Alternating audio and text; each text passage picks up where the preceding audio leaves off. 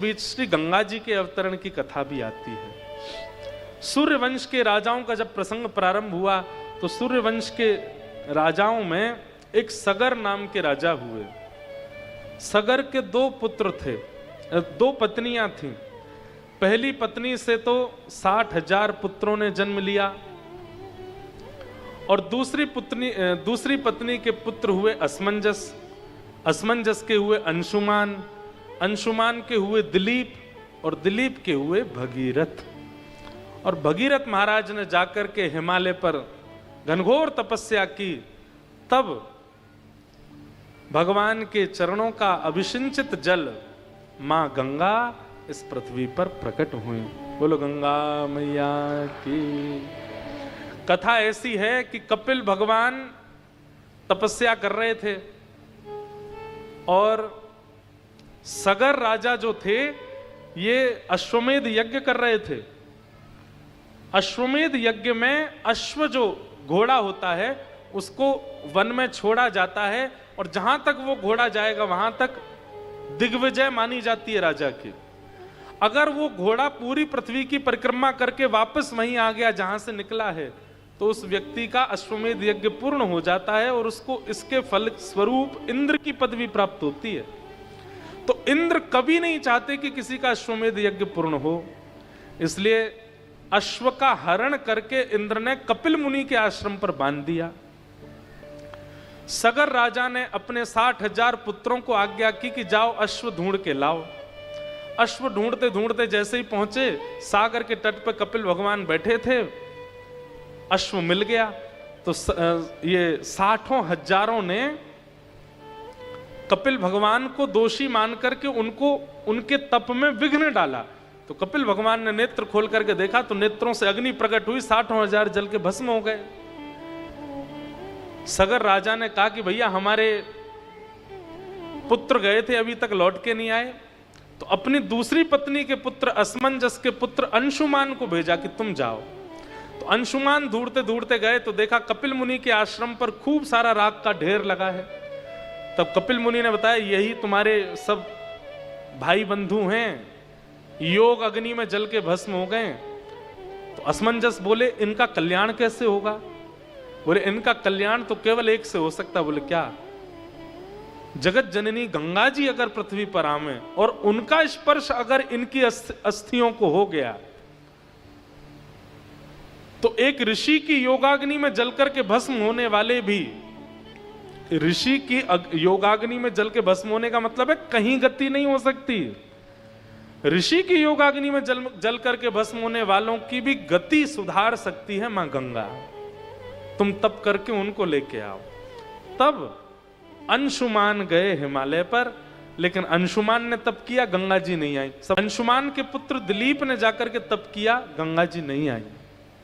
दिलीप के पुत्र भगीरथ जी गए और जैसे ही भगीरथ जी ने तप किया तो गंगा मैया ने विचार किया कि 3 पीढ़ियां निकल गई हमको बुलाने में, अब हमें चलना चाहिए। तो जैसे ही गंगा जी पृथ्वी पर आने लगी तो महादेव को पता चला 3 पीढ़ियां लग गई और तब गंगा जी जा रही हैं पृथ्वी पर। महादेव ने अपनी जटा खोल करके गंगा जी को उसमें बांध लिया, क्रोध में भर के। गंगा जी बोली क्या अपराध हो गया, आपने मुझे क्यों बांधा? बोले कि कुपुत्रो जायेत क्वचिदपि कुमाता न भवति। पुत्र कुपुत्र होता है, मां कुमाता नहीं होती।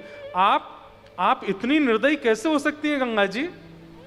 3 पीढ़ियां निकल गई और आप अब जा रही हो। महादेव ने तुरंत समस्त देवी देवताओं की फौज बुलाई। बोले बैठो सब यहां पे, ये कलिकाल आने वाला है और आप सब लोग इतना परिश्रम अगर मानवों से कराओगे तो कोई भक्ति नहीं करेगा, कोई भजन नहीं करेगा, कोई साधन नहीं करेगा। इसलिए सबको मेरी आज्ञा है, मानव के सहज सरल और बिल्कुल सामान्य से प्रयास पर भी आपको रीझना पड़ेगा और उस पर कृपा करनी पड़ेगी। तब सभी देवी देवताओं ने महादेव को आश्वासन दिया। शनि भगवान बोले हम पे कोई तेल चढ़ा देगा हम उसी से खुश हो जाएंगे। देवी मैया बोली हमारे सामने लाल पुष्प चढ़ा देंगे, सिंदूर चढ़ा देंगे, हम उसी से ही खुश हैं। सभी देवी देवताओं ने सामान्य सामान्य भाव कर दिए। तभी शंकर जी ने भ्रगुटी टेढ़ी करके गंगा जी को देखा, बोले आप कैसे प्रसन्न होगी? तब गंगा जी कहती हैं, गंगे गंगे तियो ब्रूयात योजनानां सतैरपि मुच्यते सर्व पापेभ्यो विष्णुलोकम सगच्छति।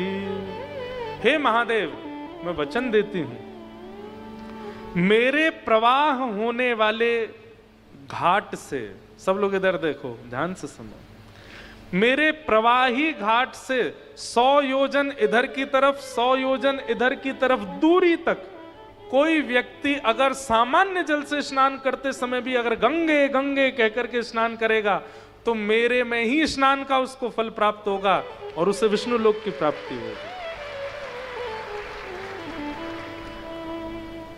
समझ में आई बात? तब महादेव प्रसन्न हो गए, बोले हाँ अब ठीक है, बोले अब हमें मुक्त कर दीजिए। तब महादेव ने अपनी जटा खोली और पितु शिरसि पतंती जानवी न पुनातु। तब जानवी यानी कि श्री गंगा जी का पृथ्वी पर आगमन हुआ।